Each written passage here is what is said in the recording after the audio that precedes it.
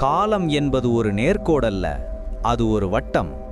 அதை மடிக்கவும் முடியும், அதில் பயணிக்கவும் முடியும் என்று 3000 ஆண்டுகளுக்கு முன்பே நிரூபித்த ஒரு டைம் டிராவலர் பற்றி உங்களுக்கு தெரியுமா?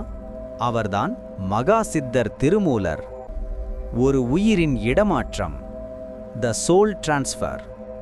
கைலாயத்திலிருந்து பொதிகை மலைக்கு வந்த சுந்தரநாதன் என்ற சித்தர் வழியில் ஒரு காட்சியை காண்கிறார். இறந்து கிடக்கும் மூலன் என்ற இடையனுக்காக அழுது கொண்டிருக்கும் பசுக்கள். அந்த பசுக்களின் துயரம் துடைக்க தனது உயிரை அந்த இடையனின் உடலுக்குள் செலுத்துகிறார் சித்தர். பரகாய பிரவேசம் எனும் இந்த வித்தை நவீன அறிவியலுக்கே ஒரு மிகப்பெரிய சவால். 3000 ஆண்டுகள், 3000 பாடல்கள்.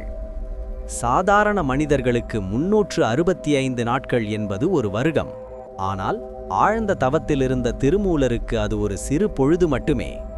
அவர் தியானத்தில் அமர்வார், சரியாக 1 வருடம் கழித்து ஒருமுறை கண்விழிப்பார், ஒரு பாடலை பாடிவிட்டு மீண்டும் தியானத்திற்கு சென்று விடுவார். இப்படி 3000 ஆண்டுகள் கடந்து அவர் உலகிற்கு தந்த பொக்கிஷம்தான் திருமந்திரம். ஒவ்வொரு பாடலும் ஒரு காலப்பெட்டகம்.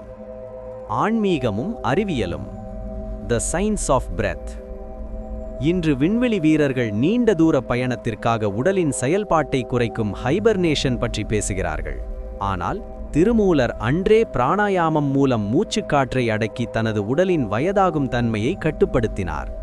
காலத்தையே உறைய வைத்த பயாலாஜிக்கல் டைம் கண்ட்ரோல் இது. மாறாத உண்மை. யுகங்கள் மாறலாம், அறிவியல் வளரலாம், ஆனால் அவர் சொன்ன அந்த ஒரு வரி இன்றும் மாறவில்லை. ஒன்றே குலம், ஒருவனே தேவன்.